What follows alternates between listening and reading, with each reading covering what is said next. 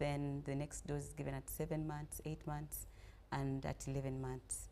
So it is a very good vaccine, very safe. We've started using it, and we've actually seen a difference in the districts that have already started using this vaccine. So our doctors, our scientists should not be worried. This is the vaccine we are using, and it is working. Okay, 11 and not 18 months?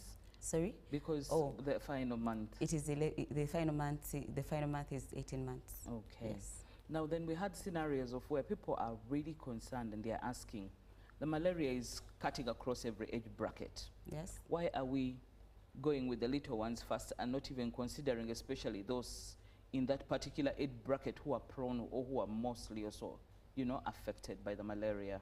The ones actually mostly affected are the ones we've considered. The ones 6 months, the ones who are below 1 year. Below 2 years to 2 years and below, those ones are usually very much affected. And because they are the ones largely affected, they're the ones we wanted to consider first. And it is because we also don't have so much. At least these ones have been exposed, but these ones are little, they're young, their immunity is still very low compared to the other older children. And once a mosquito bites the 2 children you may compare at your home, you realize that the younger one will get more affected than the older one. So that is why government is considering the 6 months, to start with the 6 months. But if resources would actually allow, it would be a wider coverage.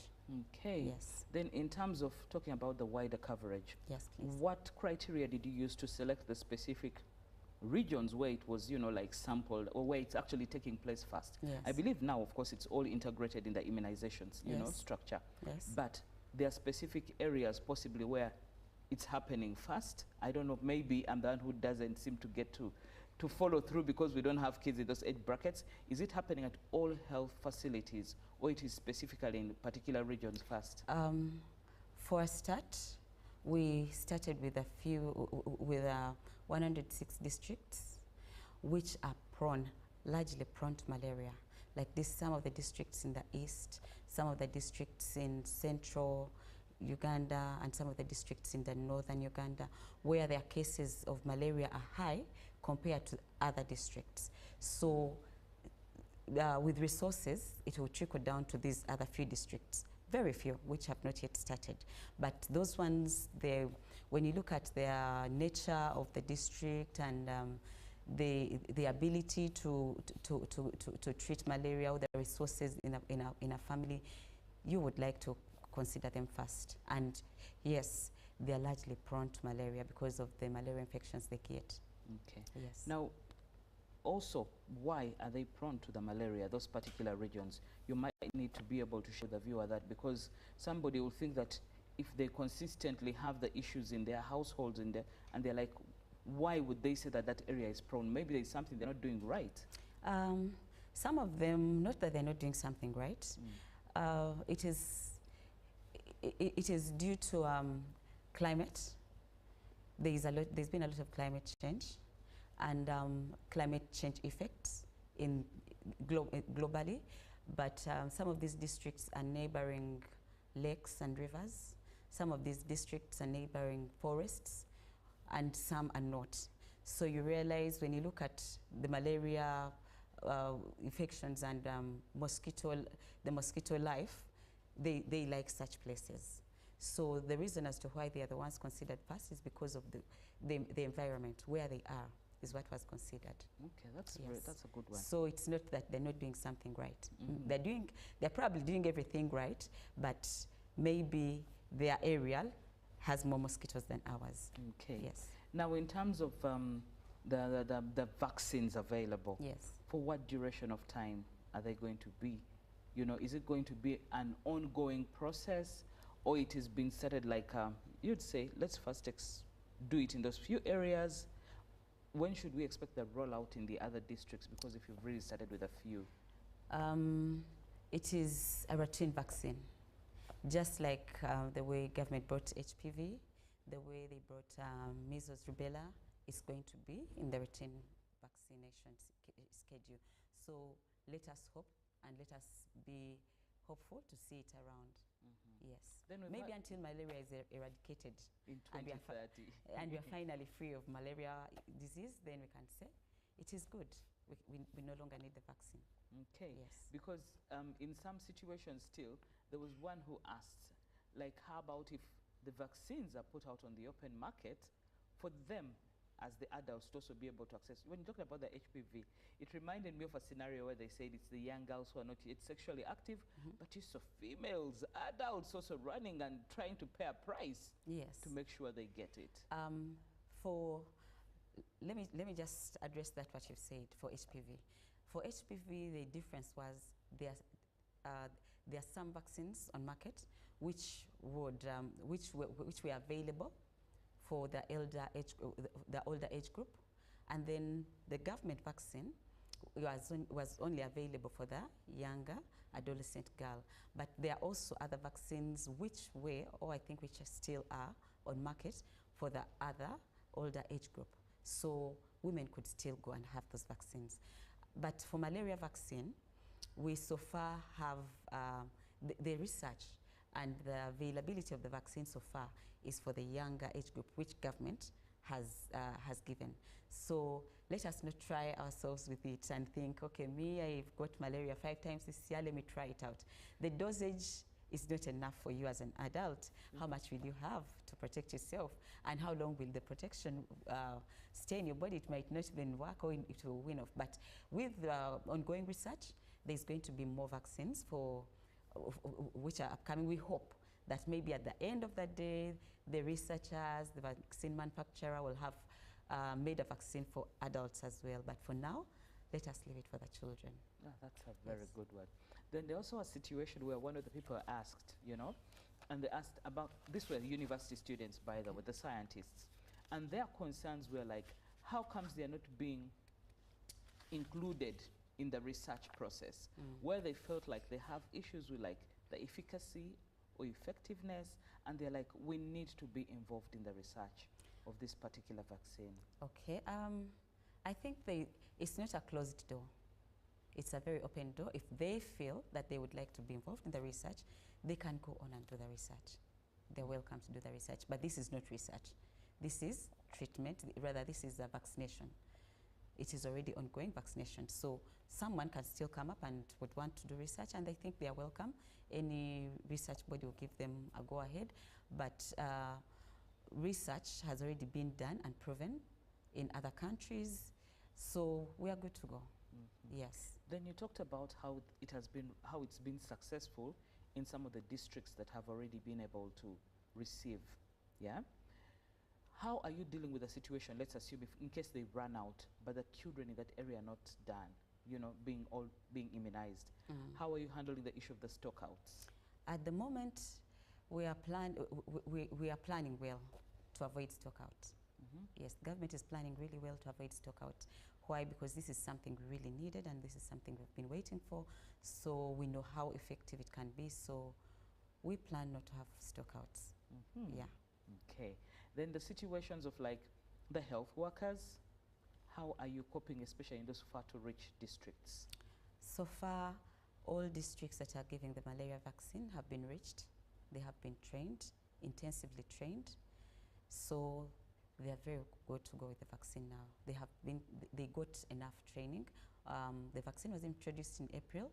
So between March and April, there was a lot of training for health workers in particular, especially those in the far-to-reach areas where the vaccine is going to be, where the vaccine is currently being administered.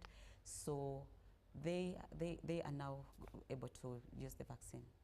Okay, and then among some of the questions, because I'm relaying back some of the questions of the viewers, given that you're the right person to be able to respond to them, there were issues of like, what if, you know, what are the possibly side effects that they should expect? Because there are certain times some people fear, there are a lot of myths and misconceptions that they are being told about the vaccines, and some might go a bit slow on it, or even practically reject taking their kids for that kind of immunization. Yes, for the vaccine. This particular vaccine, unlike other vaccines, of course, yes, there are those vaccines that will give you a fever, there are those vaccines that will maybe give you a painful arm, but most of our childhood vaccines have been free and safe of safe, and they've been free of that. They don't cause so much reaction, but there is pain. Of course, it is a prick, so there is pain at the administration area, and maybe there could be a fever, but that is just it. But maybe what we should be sure of is a small prick, just a small needle. That is the side. That is the only effect a child will get. Yes. And then have you gotten any feedback from some of these what mechanisms have you put in place to get feedback from where you have actually already finished immunizing these children? And maybe parents, has any gone back to, you know, like a health facility to say, my child has gotten this side effect as a result of using the vaccine? Have you gotten any feedback in that direction? So far, not yet. Not yet as well. But there are open lines of communication, not only for malaria vaccine, for all the other vaccines, whereby if a parent gets any effect from a vaccine they received, any effect, any side effect, or any discomfort with their child from a vaccine that they received, they have to go back to the health facility. We really advise don't handle it, because you may never know what you're dealing with. And since parents are not health workers, you're advised to take back the child to the facility where you got the vaccine, and the health worker will look at this child and will advise on what to do. In case it is something serious, they know what to do. But so far, we've not yet got any complaints from parents. In fact, this is one of the vaccines that parents are running for. Yes, especially, let me ask you a question.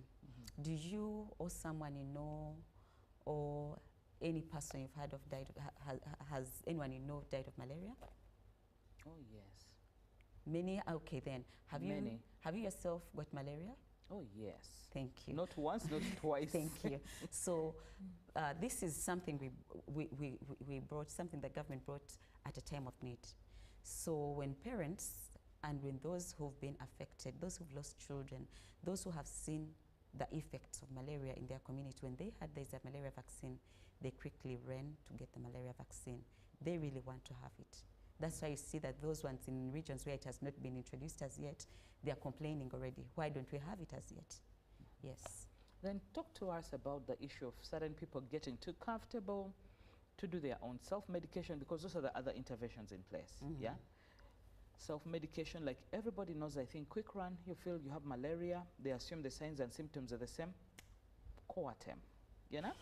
They'll self-medicate for themselves. And then the fun, without even going through the proper diagnostic procedures. I'd like you to talk about that. First of all, I think let us strongly discourage self-medication. It is very wrong, and it is very bad, and it can lead to really dangerous effects. You can get a fever, yes, and you can get your Coartem, yes, but what if that fever is something totally different?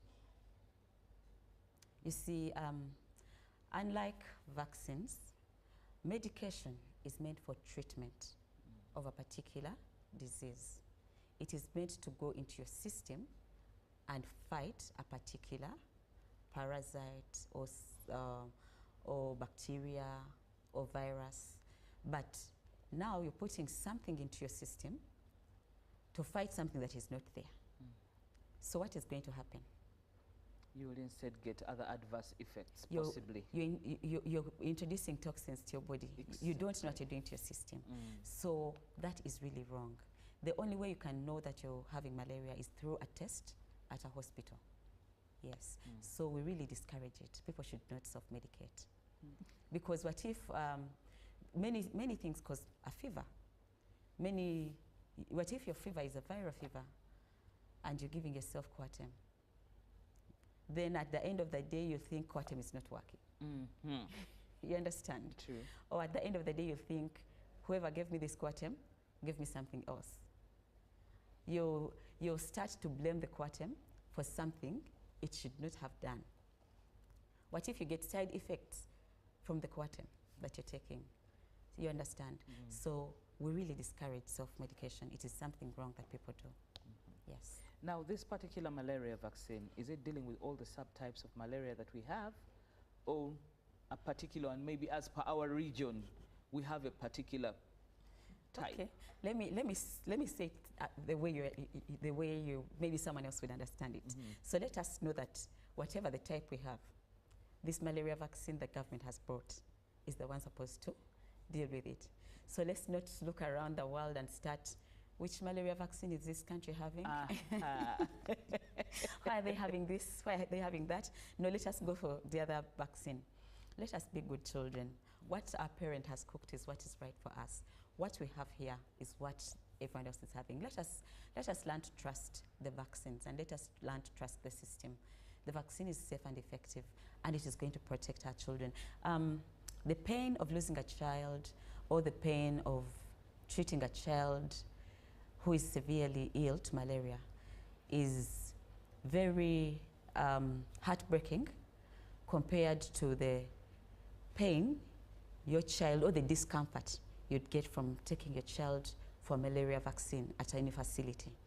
So let us learn to trust the system. Let us be comfortable, and whatever we have, whatever government has given is the best thing for us. I think why they're asking that was based on, you remember COVID? There were Yes. different types of vaccines. I know. So now I think that's what's running the person's head, and they're like, isn't there like option A, option B, you know, in terms of the different types of vaccines? No, we have one vaccine now. Okay. Yes. Then where is it administered? There's a time where there was, people believe for all the babies, it's normally, you know, the upper thigh, yeah? Others are like, this one is administered. Yes, it's all intermuscular, but somebody's like, maybe it's on the arm, you know? So where exactly is it being administered? Okay, this vaccine is administered on the right arm, but let us go back to the thigh. Not all vaccines are administered on the thigh. But parents, because there's that particular vaccine which is given on the thigh, and it causes a lot of attention and a lot of pain, and maybe the time we're giving on the thigh, we give quite a number of vaccines. Some parents tend to forget that the vaccine, they forget what happened.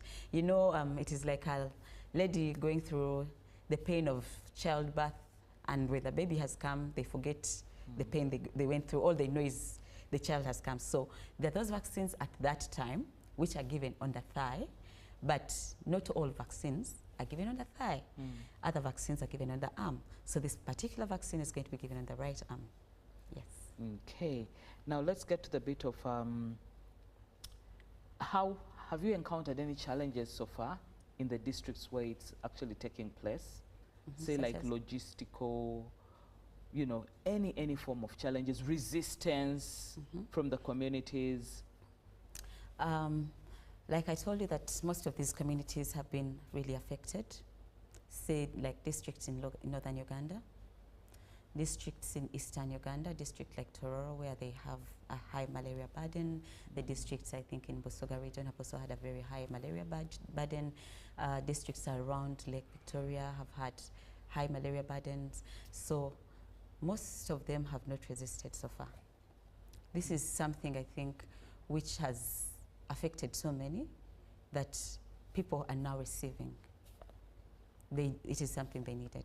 It is something they really... Like I told you earlier, which family has not lost someone to malaria? There is none. There is none.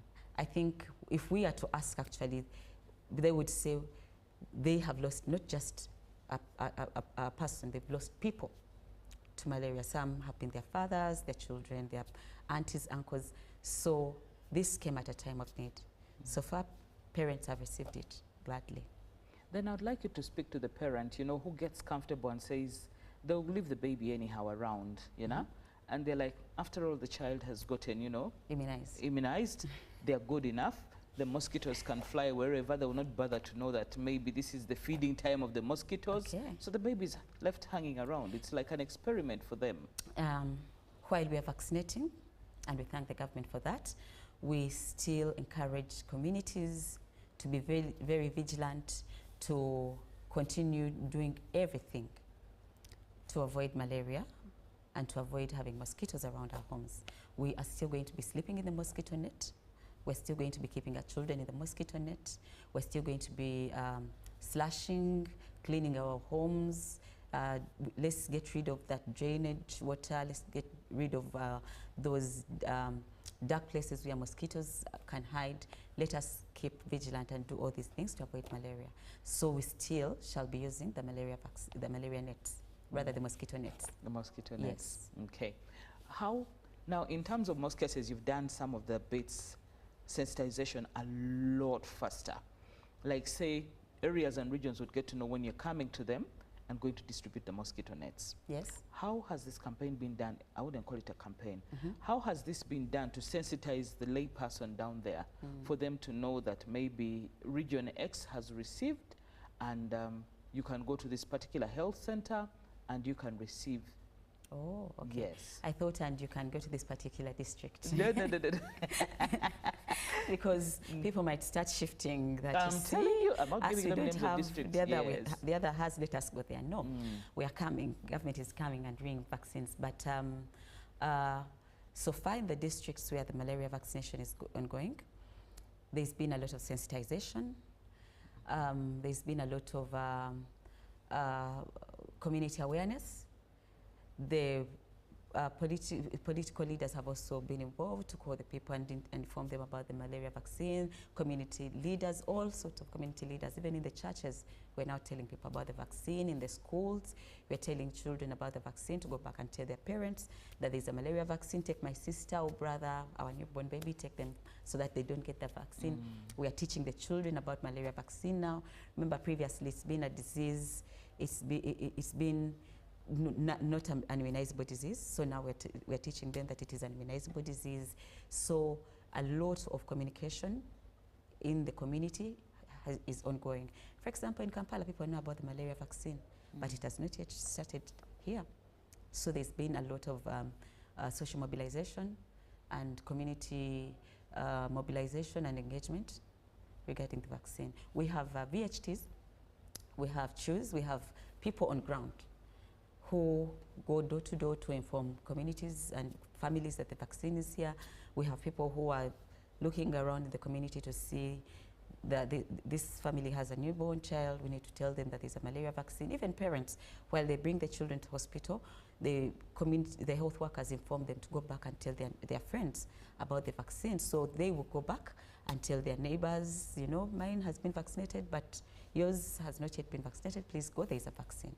Then how are you going to? So we are preaching. We've done word of mouth, we are preaching. We've just not got the street preachers as yet, but we are preaching the malaria vaccine to the community.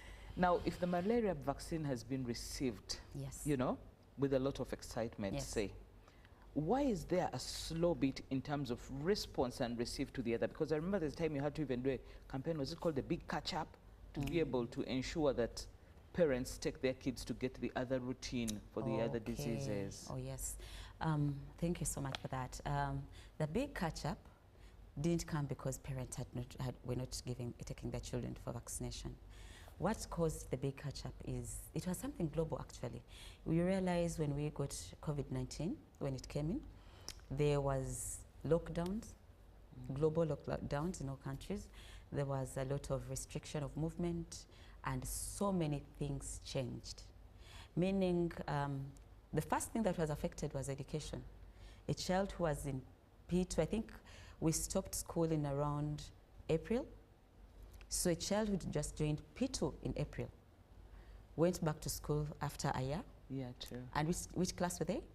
Still, they had to stay P2. Thank you. So some dropped out of school.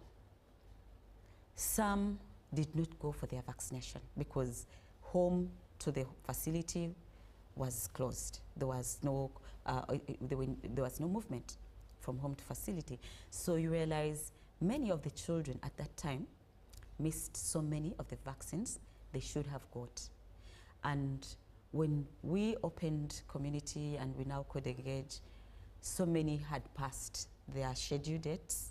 So many parents had even forgotten about it. So a lot had changed. And then guess what happened? Diseases started coming back. Measles started coming back. Other diseases, diphtheria started coming back. Whooping cough in different countries, different communities, even here in Uganda as well. We started getting diseases which we were not seeing before the COVID-19 pandemic. So globally, countries and the WHO decided, let us do a global, let us do a big catch-up. So Uganda and Ministry of Health has in particular decided, let us do a big catch-up where we're going to vaccinate all the children who missed out on their vaccines in that time. And during that time, particularly for HPV, which is the cervical cancer vaccine, we even called girls who didn't come back for their other doses to come and get vaccinated. So it's not that we were trying to vaccinate many, no. It's because there was need. We were facing a danger that people have not been vaccinated. Now imagine a child who was born during the pandemic. Many of them didn't get vaccinated. Why? They were born in a time where we were not sure of our health. We are all scared. So you quickly give birth and quickly go back home because you don't know what you're going to pick. You don't know where the COVID virus will find you. So you find these children went back home and they stayed home all that time. And they have missed out on the whole vaccine schedule. So a lot of those children stayed home and were never vaccinated. So that is why we had to come back and vaccinate. Recently, I was seeing a case or at a person I very well know, the lady where I got to do my hair. Her brother stays in South Sudan with the wife, and when they gave birth to their children, they decided to send them to her so that these children can be safe, hoping these children will be safe in this home. But this is an elderly lady who now does, all her children are above 20, she stopped vaccinating long ago. And so she has these children home, but one of them was having recurrent cough, until we had a discussion and asked. And she said, but you know, this one actually has never been immunized. Oh.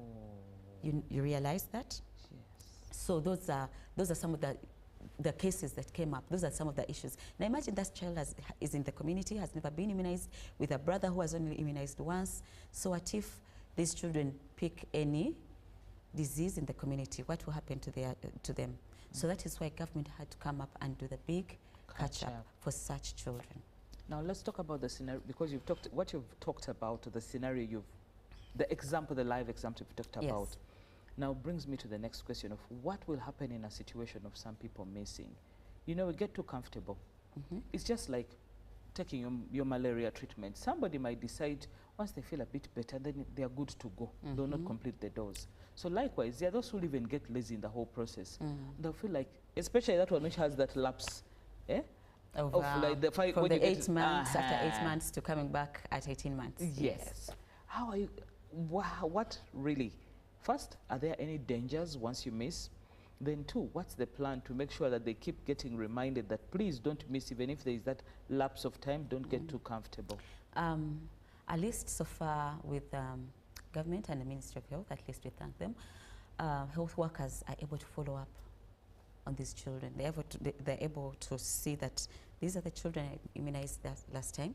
These children should be coming back at such a period, and then at around this time, and then at around this time. So it is upon them to find out, why hasn't this child come back? So they will send someone to find out for them, why hasn't this child come back? Because these vaccines are now all the way to the community. So at least the health workers are able to trace. The VHTs in the community, they're able to trace. But then if a child has missed out on their vaccine, it doesn't mean you should stay home. Always go back to the facility. They will give you the vaccine. They'll see when your next dose was due, and they'll still give you the vaccine. Okay. Yes. That brings me, you talk about the VHTs, I know, play quite a crucial role. How are you managing and ensuring that, you know, they are comfortable, like with spreading, like now, the new information? How are you ensuring that they get motivated to be able to mobilize the communities to participate in getting their children immunized? Yeah, thank you so much. There is already a docket where they fall. So they have been intensely trained about the vaccine, about the malaria vaccine, and they know what to tell the community. So they know their communities. They're not they're not like people you would fetch from from other areas. Yes. No, they are within the community. So they are working with people who know them.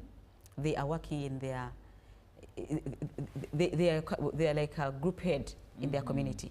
So they know who is pregnant, they know who will give birth next time, they really know their community. Yeah, So true.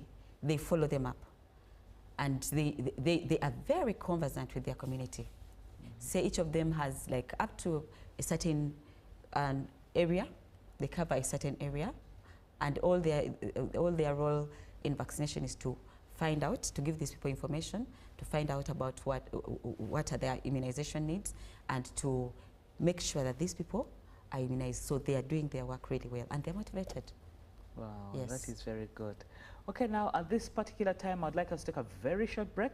When we do come back, we are still going to respond to some of the issues that were left unattended to or unanswered the last time.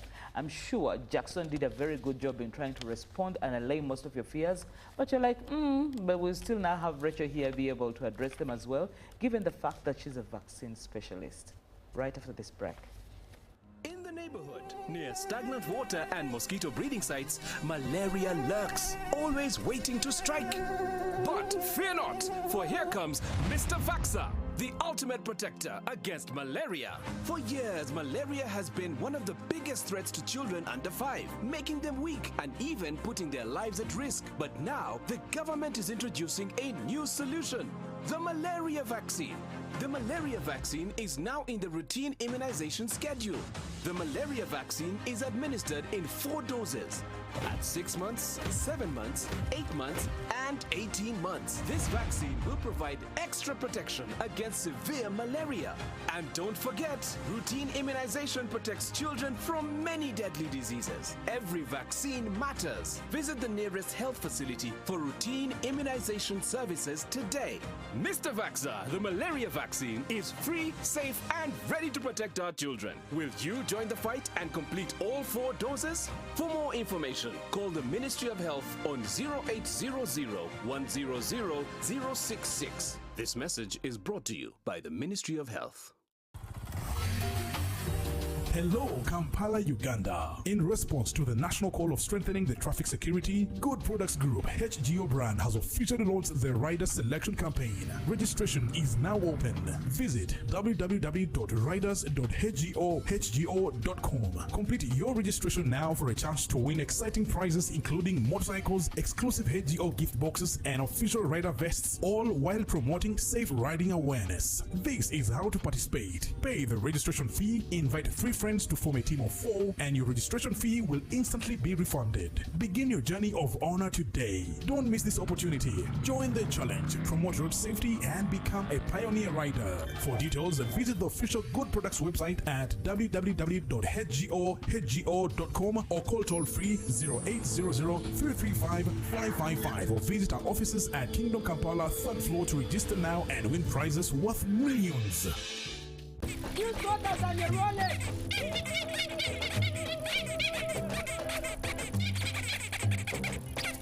Bobby, again, what's the drama? Drama? Colleagues, elections for special interest groups are calling. SIGs, elections, youth, PWDs, elderly. It's time to vote for our leaders. June through August. From village to parish to district to nationals, youth, PWDs, elderly. It's time, go vote your leaders. No! Elections are supposed to be peaceful. Easy vote, okay? Youth, elderly, and persons with disabilities. It's time to choose our leaders. Let's show up and participate in the special interest group elections. Starting June through August this year. Your vote, your voice. My vote, my voice. This message is brought to you by the Uganda Electoral Commission. In the neighborhood, near stagnant water and mosquito breeding sites, malaria lurks, always waiting to strike. But fear not, for here comes Mr. Vaxxer, the ultimate protector against malaria. For years, malaria has been one of the biggest threats to children under 5, making them weak and even putting their lives at risk. But now, the government is introducing a new solution, the malaria vaccine. The malaria vaccine is now in the routine immunization schedule. The malaria vaccine is administered in 4 doses at 6 months, 7 months, 8 months, and 18 months. This vaccine will provide extra protection against severe malaria. And don't forget, routine immunization protects children from many deadly diseases. Every vaccine matters. Visit the nearest health facility for routine immunization services today. Mr. Vaxxer, the malaria vaccine, is free, safe, and ready to protect our children. Will you join the fight and complete all 4 doses? For more information, call the Ministry of Health on 0800 100 066. This message is brought to you by the Ministry of Health. Welcome back from that short commercial break. You're still with me here where we are talking about the malaria vaccine. And of course, I'm with none other than Rachel, who is an expert in that area. And I'm sure when you listen to her, trust me, she's allaying most of your fears, and she's also helping to educate you about the malaria vaccine. If you've not yet taken your child in some of those districts where the vaccine is available, it's high time you had better. But back to you, Rachel, now. Okay. There are so many myths and misconceptions about vaccines in particular, not only malaria, but vaccines. When we're looking through some of the concerns, one people said, are you sure it doesn't kill? You don't want to wipe out a population of our children. There are very, very, very many myths Yes. and misconceptions. Please allay the public's fears. So first of all, about someone wants to wipe out the population. I think that's politicizing the vaccine.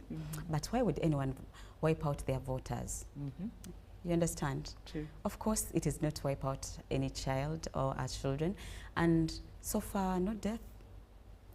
So meaning the vaccine is safe, effective, and it is working. So this is not an agenda to wipe out our children.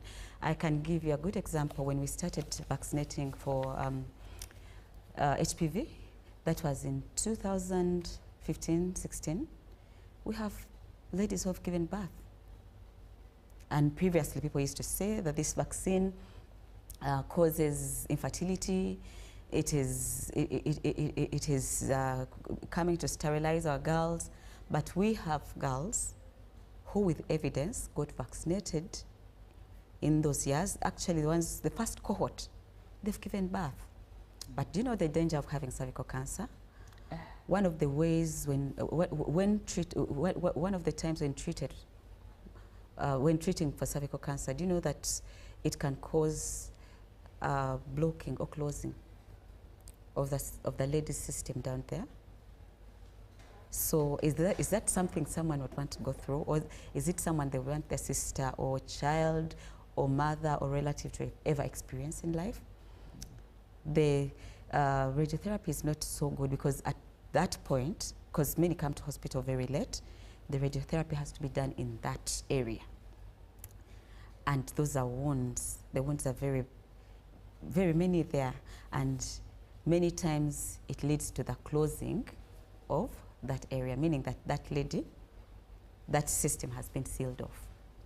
So the vaccine, when you look at the weight of getting the vaccine or the discomfort of getting the vaccine and a future threat of going through that, then you'd rather go for the vaccine. Yeah, so let us trust the vaccines.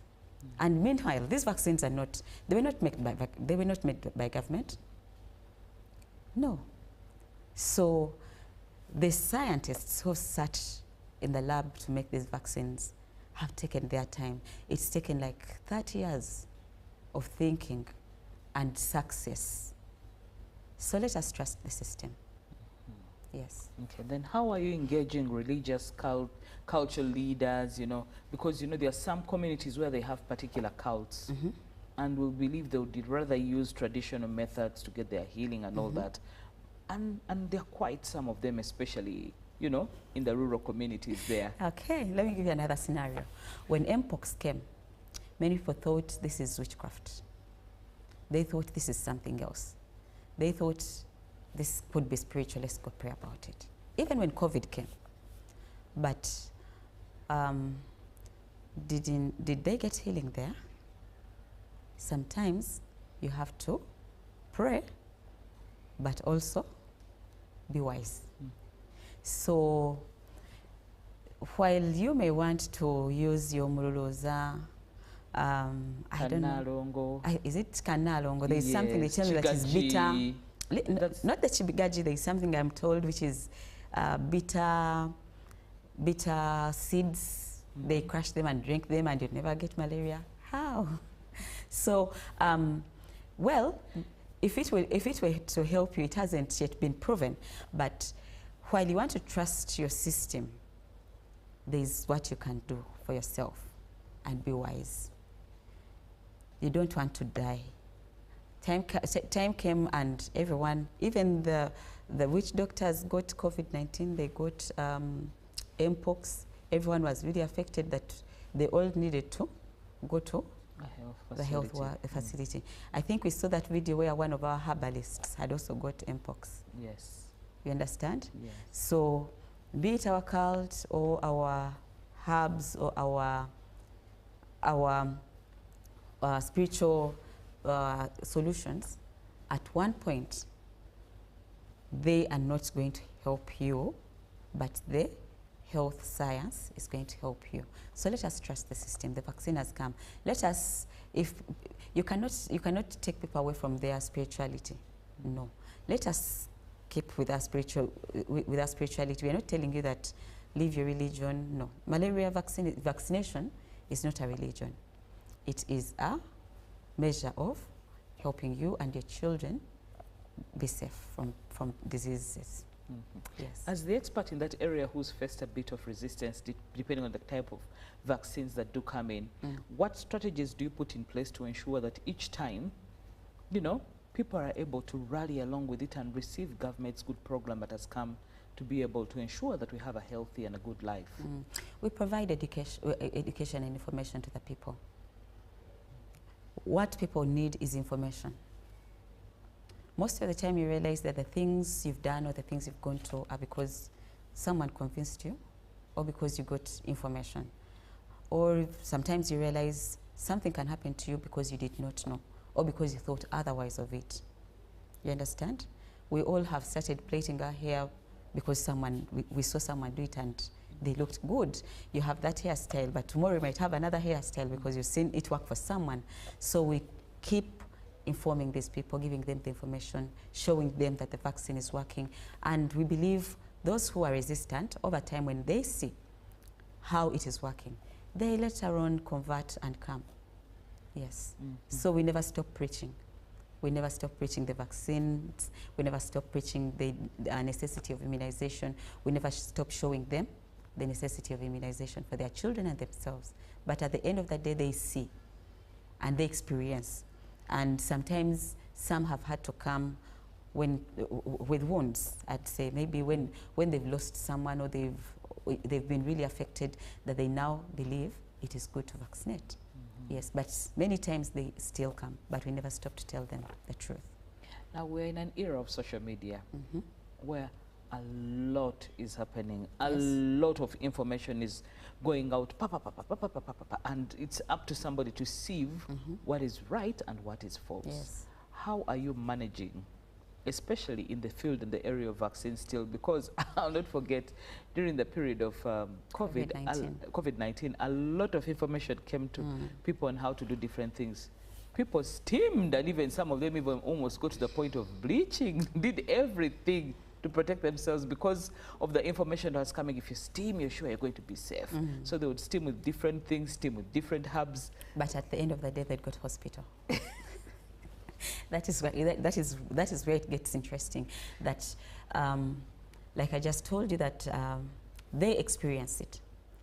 While this negative social media and all the misinformation and disinformation about vaccines goes out there, it so happens that there are those who get affected. Well, there are many who believe it. Like there is a time, I think one of our key figures sent out information that was very wrong about immunization, particularly about the COVID-19 vaccination. We saw people putting bulbs on their skins and saying the vaccine is having metals, it is having this and that. So all that went out on social media. But those who had got vaccinated were able to come out and say that, you guys, we have seen a difference. We have been helped. And that is what we are relying on, because those who've had very positive effects of vaccination are coming out to also give their story. They're coming out to also speak, because much of this misinformation, by the way, is baseless. All the time, it is always baseless. And in case of anything, it is totally diverted information, or something has gone wrong elsewhere, and then they attach it to the vaccine. But most of the time, it is very baseless. It has no evidence. So we bring evidence. There is evidence of people who've been vaccinated and they've been helped. So the same way, we can't wait to hear what comes from the districts that have been vaccinated, and we can't wait to see the change, because other countries have already testified to the change and the difference they're seeing of malaria. Take an example of the time there was a lot of polio.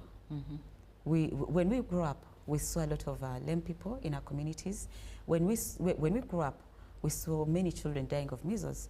Me, myself, I and a cousin had measles, and my cousin died, but I survived. But today you have a child and you'll not even see measles anywhere in your community. Why? Because vaccination is taking place. Immunization is taking place. So the positives are outweighing the negatives. The negatives. So that alone is what we're riding on, that there's a lot positive. There's a lot positivity that we're getting. There's a lot advantage that we're getting from immunization. So that alone is helping us. Okay. Yes. Then how are you engaging the parents? Because look at the age bracket we're talking about. Even if it weren't that age bracket, we've seen or know stories of communities or schools where they will resist because the parents have strongly put out their voice. I mean, it's my right, it's my child, you know. You cannot vaccinate them without my approval. No, I have said no. And the school authority has to oblige. Yes. But now these ones are below that bracket. How are you engaging some of the parents to be able to be receptive towards the malaria vaccine? We are trying to get to them in all measures. We're trying to reach out to them in all measures possible, because we now have the Gen Z parents, and they know their rights, and there's a lot of internet, and there's a lot of knowledge scattered, right and wrong. It is all over the place. But we are using evidence, and we're using experience, and we're using the truth to reach out to them. So we, like I said earlier, we are not stopping to inform them the benefit of immunization. We are not stopping to inform them the evidence, because some of them, when they come to hospital, they will, and the health worker themselves will inform them. Will inform them about the vaccine. They'll ask them, was the child vaccinated for this and that? Why is this happening? Do you have children who are unvaccinated at home? At least they try to probe to find out how these parents are handling the issue of vaccination, and in case they are resistant or hesitant, the health workers are teaching them about the necessity of vaccination. And in the end, they bring their children. They even go and bring their neighbors' children, and they go and preach about vaccination. Yeah, true. Yeah. Now, how are you ensuring that the vulnerable or the marginalized communities are not left out? I believe those are the ones that government has started with, actually. The vulnerable communities, the marginalized communities, those ones. I think this is, malaria vaccine was introduced in a way that Ministry of Health first looked at who might miss out, who is most vulnerable, and who might miss out. So they started with those ones that we hope might miss out, those ones who know that are vulnerable. That's where the vaccine has started, so that they are the ones, they actually many, when you look at our literacy rate, it is a bit low compared to the illiteracy. So the ones who do not, who we hope do not even know about the vaccine, are the ones that the government has started with, ministry has started with, to vaccinate them, to inform them about the vaccine, so that they are protected. Then the ones who are educated, people like you, We believe when we come and tell you the benefit of the vaccine, we believe when you come and show you that this vaccine will be very protective to your children or your neighbors' children, please go and tell them. We believe that it will even be easier for you to take down this information, to reach out to all these people. So everyone who needs to be informed about vaccination has been informed. I've told you that we've even gone to the schools to inform children to go home and tell their parents about vaccination. Remember, we've been telling them about the immunizable diseases, so now we're telling them malaria vaccine is immunizable. And you've just seen the advert is child-friendly, so it is eye-catching for the children as well. For anyone, it is not one that you can miss. Okay. Yes. Then just asking, do we have any situations in Uganda where you have areas where there is low immunization rate? Do we by any chance have any of that kind? Of course we do. Yes, we do. And there are different regions, but the reasons for low immunization they keep differing based on region. There are regions which are border districts, whereby there is a lot of in and outward movement. So you don't know who has come in and who has gone out. So you realize that the people who were there yesterday are not the people you find today. The parents who came for trade the other year are not the ones who are here. So those ones are there. Then you also find communities which have very poor terrain. You know, you have to climb a hill, go around that hill to go and get vaccinated. So those ones are also there, but measures have been done to help such communities, whereby we're doing outreaches to bring the vaccine very close to the people, to the shop, to the Kaduka where we hope they're going to be getting sold. That is where we go. Maybe to the LC1 chairman's location, or to their Kasawe where the children will always go to play football. That is where we're going. We are now going and reaching out to, so that those people are able to come and get vaccinated, to their communities, to the markets where they're trading, because we know that some communities are very mobile. The ones who were there the other time are not the ones who are there this time. So we go there and we immunize in those particular areas. But yes, those scenarios are very much there. Oh, that's interesting to see that you have got all the strategies in place to ensure that everybody is able to benefit. Now, what message do you have for the caregivers and parents out there? Who are watching you right now? The message I have for them is that government or Ministry of Health has introduced the malaria vaccine, which is the R21 matrix vaccine. We really are sure that this vaccine is safe, this vaccine is effective, and this vaccine is going to protect your children from malaria disease.